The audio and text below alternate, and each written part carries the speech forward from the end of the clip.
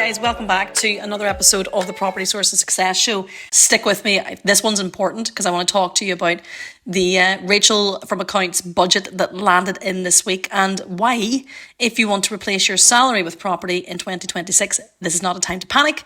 This is a time to get your ducks in a row and get organised. Your social network feed, Facebook, Instagram, LinkedIn, is likely to have been filled with moaning Landlords, frankly. Clickbait headlines about the death of buy-to-let. Look, my view is pretty simple. This budget hurts casual landlords, but it does help professional sourcers and portfolio builders because it forces them to put a clear divide on the two.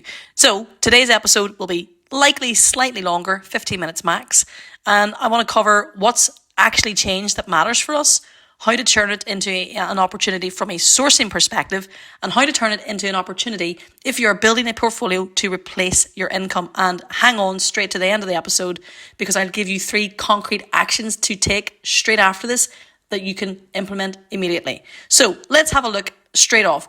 What has actually changed? I'm not going to bore you here with every line item. I'm also going to point out I am not a financial advisor. This is not financial advice. Anything that I say to you on today's podcast is my opinion only and my opinions as I see it today. What has changed? Well, look, we've got tax on rental income going up from April 2027. So there's a 2 percentage point surcharge on property income. Is that catastrophic on its own? No, but it is layered on top of Section 24 already being in place. You know, things like higher interest rates than we had a few years ago. And obviously now we also have a much tougher regulatory environment, which brings me on to the fact that income tax thresholds are frozen for years. So as your wages creep up with inflation, more of your income, including your rental income, actually gets dragged into higher tax bands. So they've done that. That's called a stealth tax. And they've done that without you really knowing it. Even if your portfolio doesn't grow, your tax bill likely will. Then we've also got the so-called mansion tax, which is nothing more than a high-value council tax surcharge that's going to kick in from 2028. Now, here's the reality. Most of people listening to this are not sitting on a row of £5 million townhouses, but it does matter because it spooks the equity-rich cash-poor owners, you know, who are maybe in London or the southeast, and it sends a clear message that owning expensive property is going to get more expensive to hold. On top of that, you've also got the Renters' Rights Act, which kicks in from May 2026. Essentially, in a nutshell, that no-fault evictions are scrapped, rolling tenancies are standard, rent rises are restricted and challengeable. In all, it gives more power, at least on paper, for councils to go after bad landlords, which in essence isn't a bad thing. So if we zoom out from that, then essentially the story is we're taxing property income more, we're making being a landlord more regulated, and we're coming after high value, badly run property. So if you're a tired and maybe over leveraged, can't be bothered landlord, it's pretty grim. If you are a switched on property sourcer or investor building a professional portfolio, this is exactly what tilts the game in your favour. And I want you to listen up. So let's start with if you're sourcing deals for fees, for investors or for your own portfolio, there is opportunity here. The first opportunity comes with the tired landlord exit wave. There is an entire category of landlords who were already teetering on the edge of jumping anyway. You know, there were landlords out there who were 1 or 2 remortgages away from negative cash flow. They have no interest in learning the new rules. They were already absolutely, completely disgusted about the new EPC and licensing and compliance changes. So this budget plus the Renters' Rights Act is really the final straw for a lot of them. For you and I, it's the opportunity to become the person the agents call when those very landlords say, I'm done, this is me tapping out. And you do that by having very clear conversations with the agents.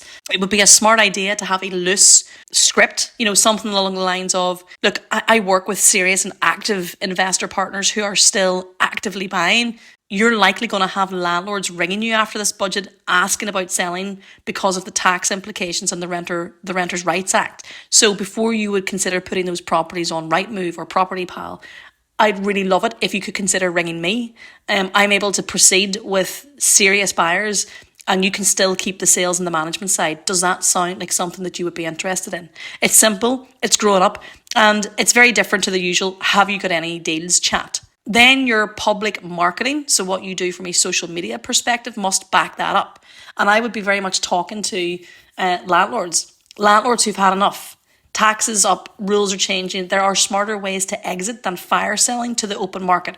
Drop me a message and I can walk you through your options. What you're essentially doing there is you're fishing specifically for motivated stock, not just anything with a front door. The second angle that I definitely think we should be looking at is portfolios. You think about the landlord with, 4, 5, 8, 12 single lets scattered around town. Until now, they've probably just been muddling through, but now they're looking at higher tax on the whole lot, new tenancy rules across the portfolio, more scrutiny if something goes wrong. And a lot of these people they just won't want to spend the next 10 years learning how to be a professional landlord. Their game is up, their goose is cooked. They will want an exit, especially if they've had these properties for 10, 15 plus years. So for a sourcer, for you, that's gold. One relationship can equal multiple fees.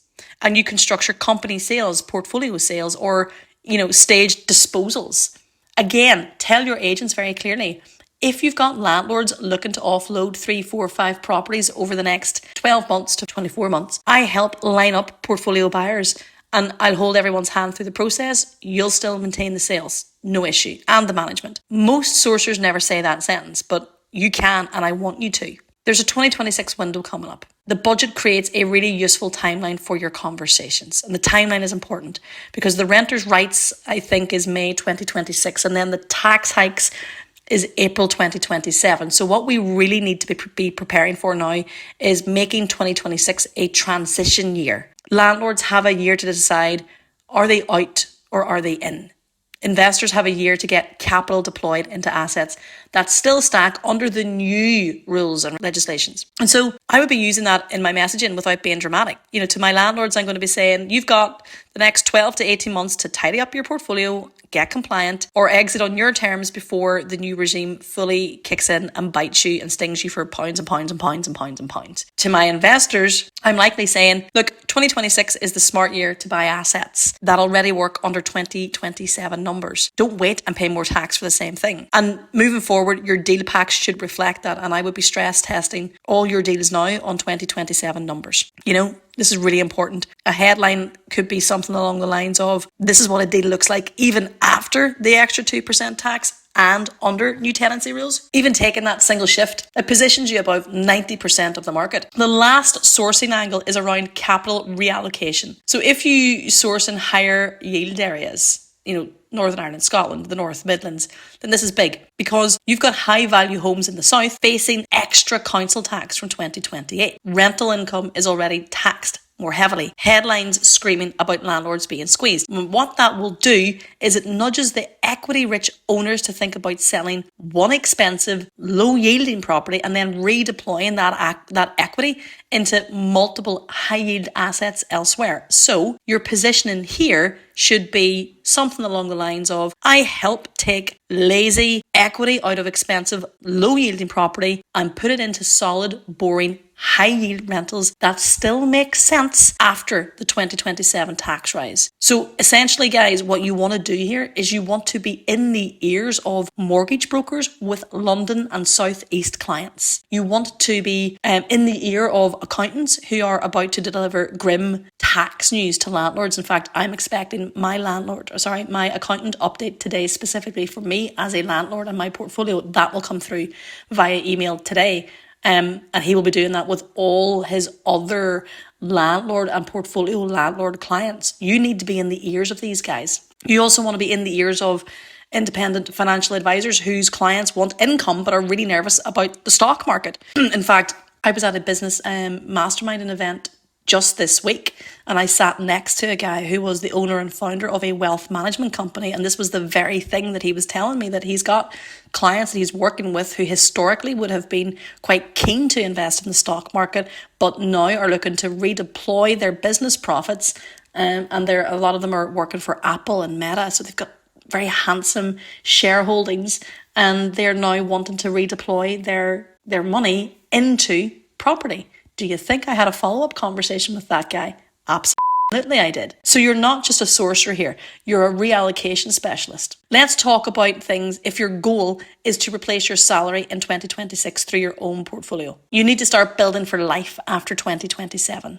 So from today, your deal criteria needs to assume slightly higher rates than what we have now. It needs to take on board the extra 2%. It needs to take on board the tougher, tenancy rules around potentially higher running costs. If a deal only works in the old world, it's not a deal. So ask yourself on every opportunity, if I plug in the 2027 tax, higher rates and realistic costs, does this still make sense? If the answer is yes, then it's going to look after you long term. If the answer is no, walk away, because there will be plenty of stock. And I also want you to decide to be a professional, not a hobbyist. This budget plus the Renters' Rights Act basically kills off anybody who's a sloppy landlord. And you need to pick a side. Either you're just dabbling and it's a bit of a hobby and you'll be exiting in a couple of years' time, or you treat it like a business. And treating it like a business means that you know your post-tax cash flow, not just the gross rent. It means that you've got proper systems in place for inspections, licenses, safety checks, rent reviews.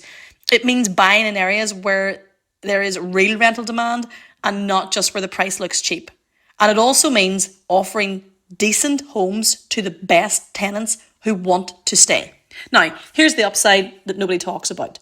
As the hobby landlord sells up, supply tightens. Then we've got good operators like you and I who run compliant, well-kept properties. They will be in even higher demand from a really good caliber of tenant.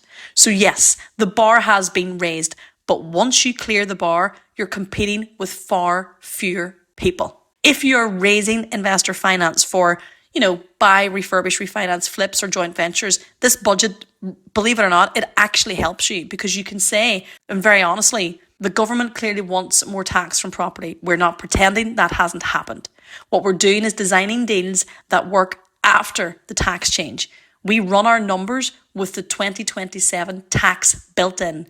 We run them under the new tenancy rules in areas where demand is strong.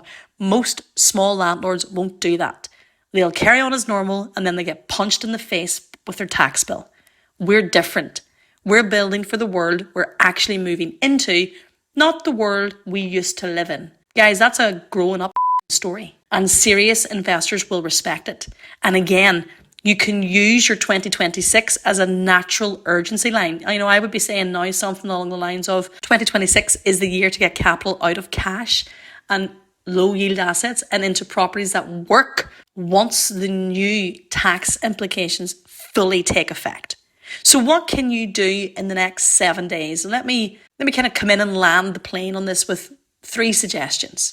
The first thing I would do is update your deal analyzer. So whatever you use, spreadsheet, app, scribbles in a notebook, update it this week. Add in the extra 2% rental tax into your assumptions. Stress test your rates a little bit higher. Be honest about costs and voids, and then rerun the last 3 deals that you took a look at. If they still work, great. That's your benchmark now moving forward. If they don't, tighten up the criteria before you go any further. The second thing I would do, and this will come as no surprise if you've been following me for a while, you know I'm a big fan of the agents, but I would pick 3 agents in your patch and have a very direct, a very simple conversation with them. I would say, look, after this budget and with the renters' rights rules coming in, you're going to have landlords, teetering with the notion about selling or downsizing. We're buying. If you've got landlords looking to offload one or even a small portfolio over the next year, I would really appreciate it if I could be the first person you call, because I have active buyers and joint venture partners who are looking to capitalize on this. That's it. We're not begging. No, I'm new. Have you got any deals? You are turning up with a solution. And the third thing I would do is pick your lane, right? For the next year, pick one major focus. Are you going to look at landlord exit deals? Are you going to look at done-for-you portfolio building with time-poor professionals? Are you going to be looking at yield replacement deals for Southern equity? All 3 are amplified by this budget. Just pick your lane and stick in it. Choose the one that fits best for your skills in your area and make everything you put out, all of your content, all of your conversations, all of your offers, line up behind that. So, quick recap, guys. The budget increases tax and rental income, right? We've got that. There are a couple of things you can do here. Quietly over the next 12 to 18 months, tighten your numbers, deepen your relationships with agents and investors, and position yourself as someone who knows how to make money in the new world, not the old one. Anyway, if you want help with that, especially around sourcing and raising investor finance, make sure that you're on my email list and inside my world, because I break this down in my daily email blogs every single day and my weekly podcast episodes. Slightly longer episode than today, guys. What our usual podcast episode is. Made it through without too much coughing. If you found this useful, send it to one person who's currently moaning about the budget, and I will see you on the next one.